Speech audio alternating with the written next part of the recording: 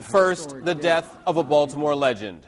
Ernie Tyler is as much a part of the Orioles as Brooks and Cal and Eddie and Chuck. He was a man behind the scenes for the men behind the plate for 51 seasons. There wouldn't have been an umpire yelling "play ball" at Memorial Stadium or at Camden Yards without him.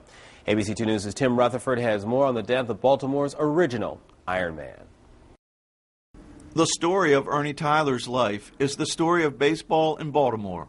When the Birds moved to Baltimore in 1954, Ernie took on a part-time usher's job at Memorial Stadium. In 1960, he took on the role that would make him an institution. He began his career as an umpire's attendant, and for the next 48 years, Ernie did something each of us do every day. He showed up for work.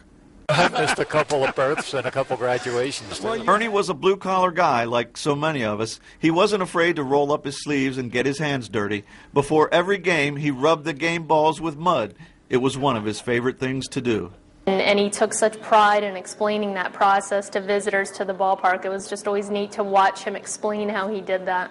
For 3,769 straight home games, Ernie was there, watching young kids named Palmer, Flanagan, and Ripken lead the O's to championships.